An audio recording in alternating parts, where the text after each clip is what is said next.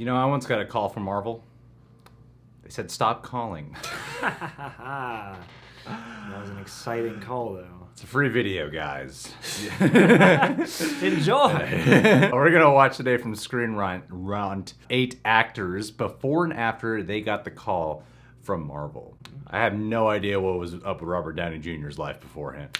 Oh, it's all great. What are we doing?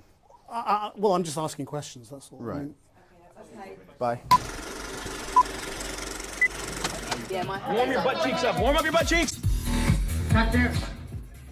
When you get the call from Marvel Studios, you better answer. Not only is it the opportunity of a lifetime, not only will you get the chance to play iconic heroes, beloved the world over, you also get some prime training to put your body into perfect superheroing shape.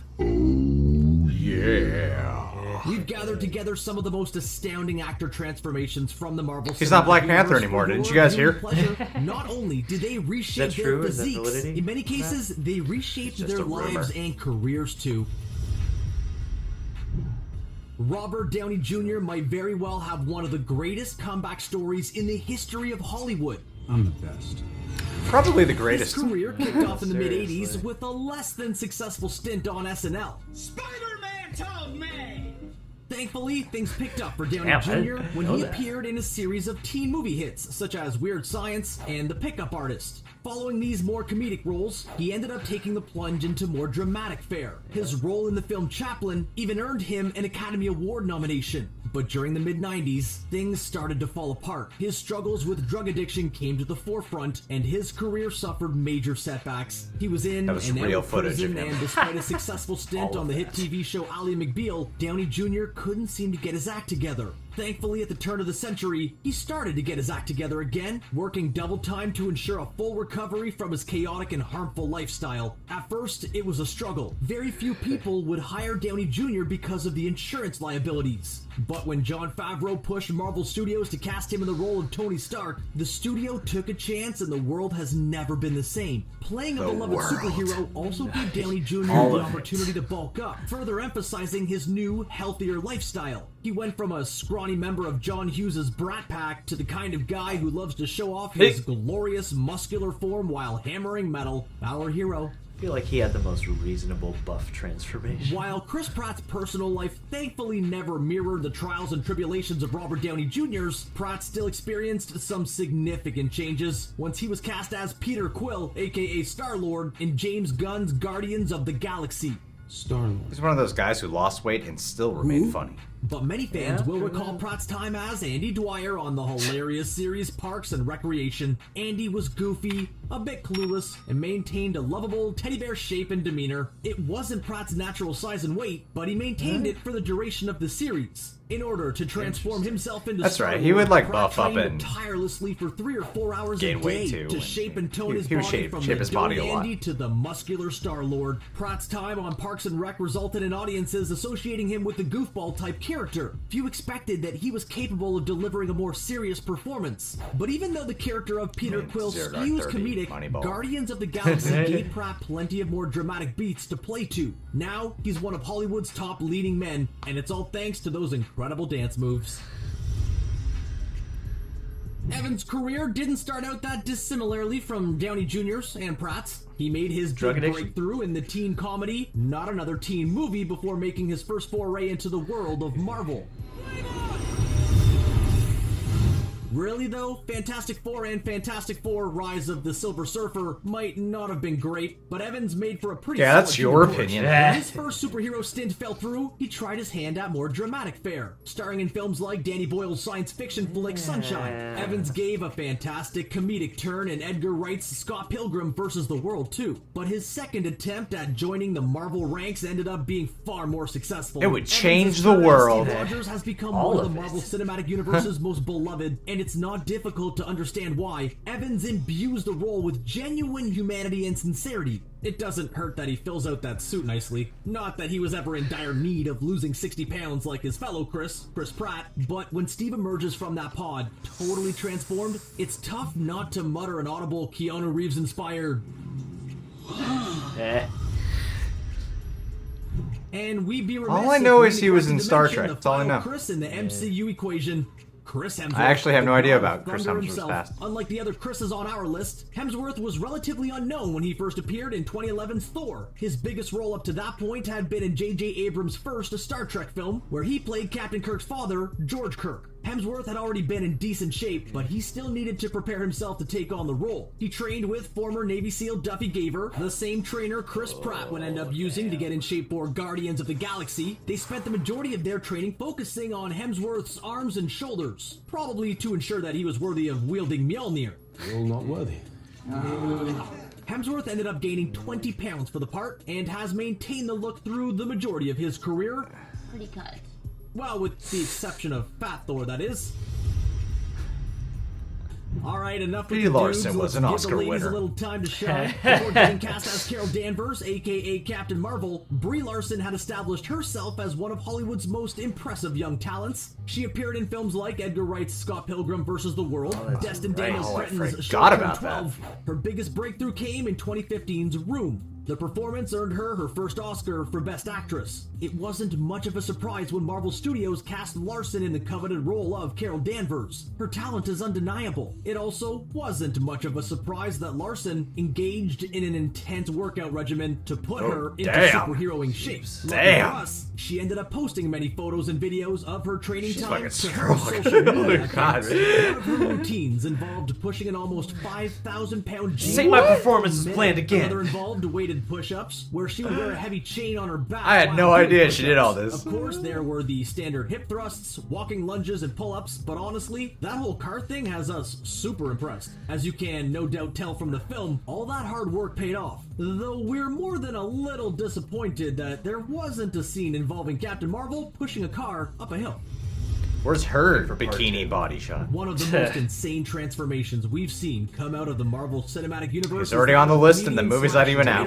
Actor KUMAIL Nanjiani's. When he posted a photo of his new physique on his Instagram in late December, some thought it was photoshopped. Turns out it was the real deal, and Nanjiani was preparing for his role in Marvel's Eternals film. He said, quote, "I never thought I'd be one of those people who would post a thirsty, shirtless," Nanjiani stated in the photo's caption, "but I've worked way too hard for too long, so here we are." It's a stark contrast from the KUMAIL Nanjiani people have come to know and love from his work in films like The Big Sick and TV shows like Silicon Valley. So how exactly did he pull off He his was new buff look? in that Turns last out season of it was Silicon Valley. devoted training with some of the best Arms were trainers and really nutritionists defined. Marvel Studios could buy. So just think, dear viewer, you too could look just like Mr. Nanjiani. It's as easy as getting Marvel to hire you for one of their upcoming MCU films. You'll be the healthiest version of yourself that you've always wanted to be. And since we've broached the subject of skinny comedians turned muscular Is Brie Larson the superheroes, only one on this let's list? talk a bit about Paul Rudd's transformation. The only woman? Rudd's career kicked off in the mid-90s with roles in Clueless and Halloween, The Curse of Michael Myers. Oh, in he's the great early in that. 2000s, Oh, he looks like joined Dean up with the Judd Apatow comedy crew, which included the likes of Will Ferrell, Seth Rogen, Steve Carell, and Jonah Hill. Hey, His Steve Carell had a body gloriously transformation, mustache to too. turn as What are the Brian rest of them gonna Fantana get in the confirmed MCU? Rudd's status as one of the funniest human beings on the planet. His likable, everyman quality made him the perfect candidate for Scott Lang in Marvel's Ant-Man. I think our first move should be calling the Avengers. But would that everyman quality translate to a muscular superhero form? Audiences were pleasantly surprised by 2015's Ant-Man to discover the 45-year-old actor had put in time at the gym. In an interview with Men's Journal, Rudd explained, "I was one of those people who always wanted the results but never wanted to put in the work." For Ant-Man and the Wasp, Rudd went even further. He kicked off every day with an hour of cardio, then breakfast and weights. He would do a second round of cardio 3 times a week for half an hour. So quit coming up with excuses and get to work. Get off your computer, go outside, exercise. But be sure to Says finish the guy this video making first. computer We're almost videos. done.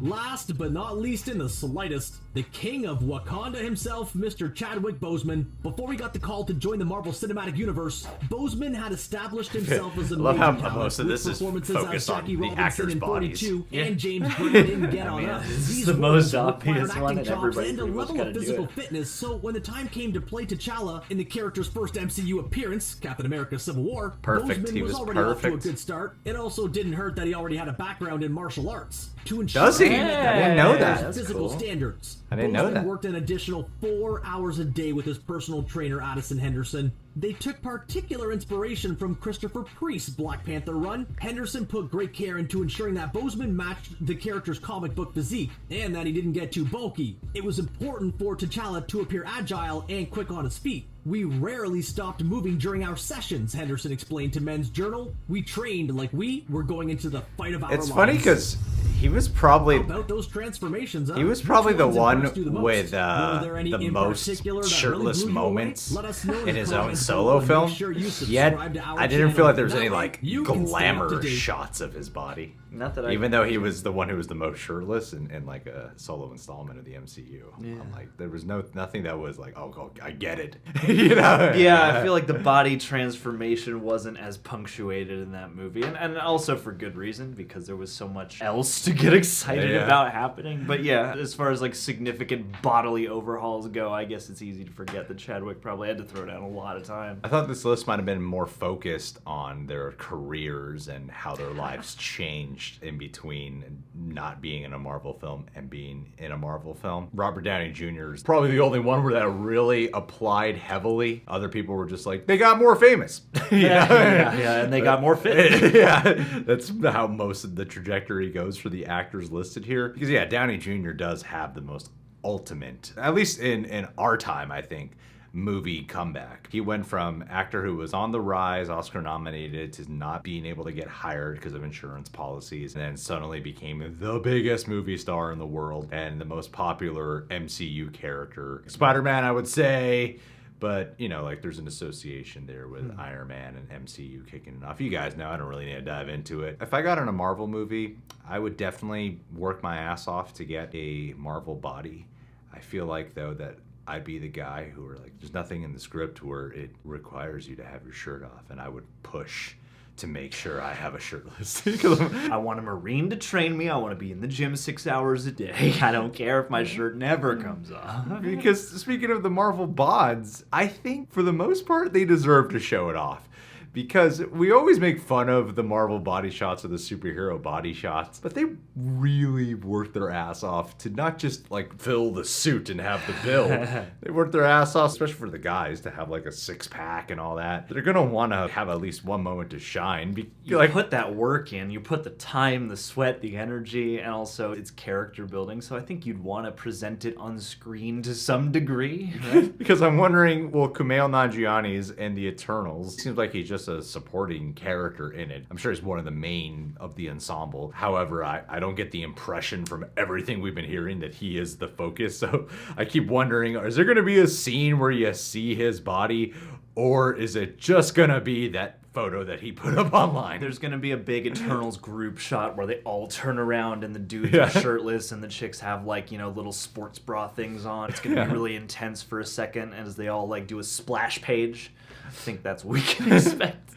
Because there's some of them where I don't really notice what they're doing. Other times, in order to justify it, they make a joke out of it, like with Chris Hemsworth and Thor in the first movie. Paul Rudd's always felt a little out of place in Ant-Man. They did it in a way where it was like, yeah, they're having an exchange. Evangeline Lilly's looking at him and going, oh, he's actually kind of hot with his shirt off. That's the way they edit that scene together. But there was really no reason to have a scene in there where you're like, yeah, I get it, he's injured, but it just seems like such a we gotta show his body off moment. Yeah. Although I will say Paul Rudd doesn't look as odd with the Marvel body as I initially expected he might. Well, he's not as buff though. Yeah, that's true. He's very lean. cut, he's very fit.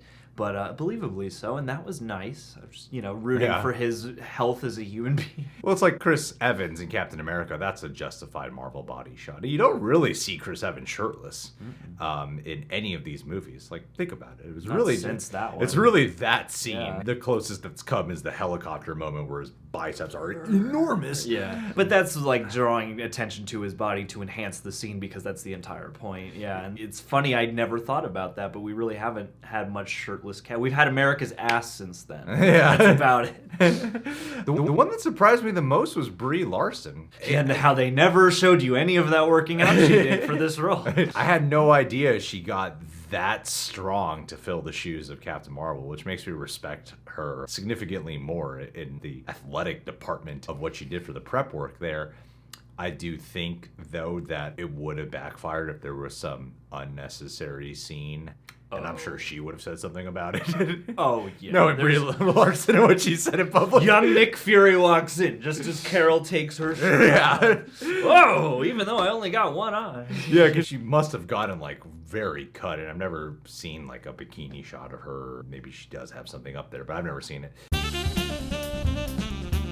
So yeah, I was like surprised because there's no footage in Endgame or Captain Marvel other than the fact that she fills the suit really well and she does look physically strong. Like I can imagine how cut she actually is. I'm trying to talk about a woman's body in a respectable way that probably is very attractive and sexually appealing without sounding like a perv right now. I'm just saying every guy gets their Marvel body shot, which we've just come to laugh at.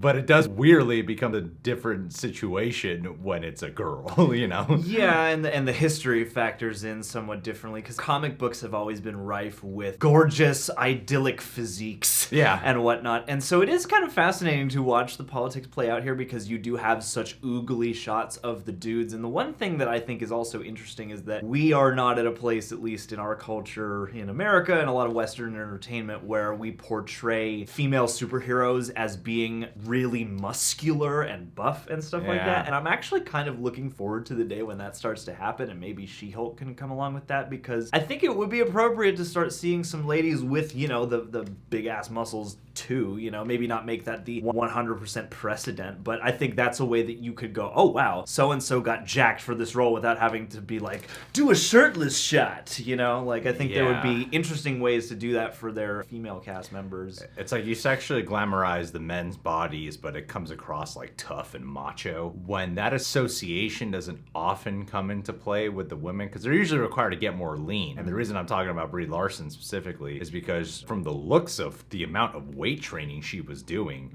she got the female Marvel bot equivalent, which she just never shows it off in the movie necessarily, nor does she have to. It is character building, I would imagine. It affects the way you hold yourself. Yeah, absolutely. It's just funny that she got the body, but doesn't have to show it off in a skin way. Yeah, our first reaction is, oh, she did? Good for her. But yeah, for the most part, most of them before and after, we talked about the bots mainly because that's what this video focused on. Yeah, you're either you got your life together, you got a better body, or a couple of you were comedians and now you're not only comedians. Yeah. That's about the Marvel transformation. I would say Chris Hemsworth, though, is the one who has had the opportunity through the MCU to display a lot of his range because a lot of these actors had a chance to step into the superhero medium. Like, oh, well, I've been doing this work, I'm known for this now, but now here's my chance to prove myself within one of these movies, whereas Chris Hemsworth wasn't really known until the first Thor movie. Then he's used that opportunity to show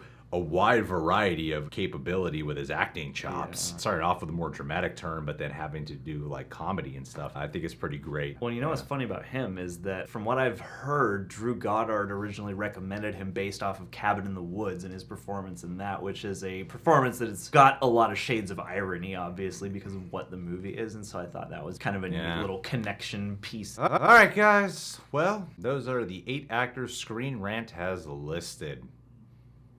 Who else? Say what you want. Transformation. Who'd they miss?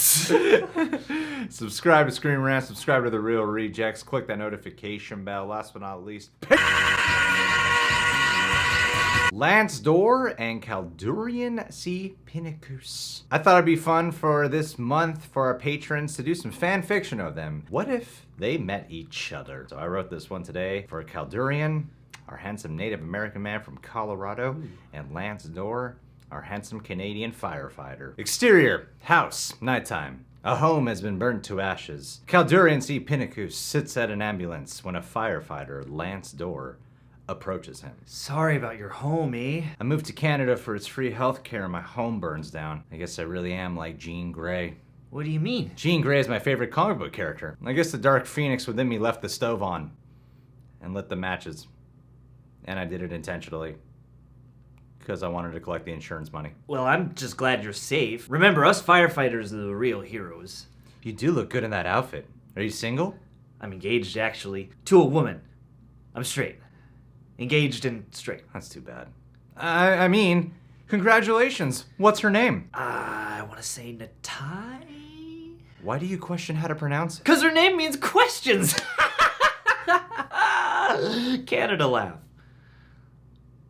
What's your name? Caldurian C. Pinnacus? What does Caldurian mean? My mom made it up. She was probably doped up. Oh, doped up while naming kids is tight. Ha, I get it. Because you're Canadian, like that guy from Screen Rant's pitch meetings. Inserting Ryan George references is super easy. Barely an inconvenience. Oh, really? Where are you from originally? The Ood Tribe Reservation in Colorado? I don't know those words. I'm Native American.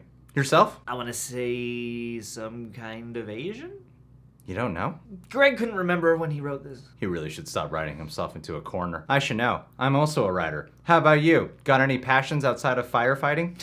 Other than banging my banging fiance in front of her New Zealand family, I'm really into the movie trivia schmodown. Oh, Greg and John are horrible at that game. Yet they keep inviting them back. Makes no sense. But do you remember when John did great at the free-for-all that one year? Yeah, and he's never had to do anywhere near that great again since. He can keep writing that one special day for the rest of his life. Greg definitely wrote this one. Greg definitely did. You know what? In your situation, I'd take the insurance money and go traveling. I once took a trip all throughout Europe with my extremely hot fiance. I get it, you're straight. But you know, I have had fantasies about being with a Native American man before. Well, maybe I can help fulfill those fantasies. Greg always ends these in a weird, abrupt manner. Caldurian and Lance do it extremely hardcore while the other firefighters cheer them on.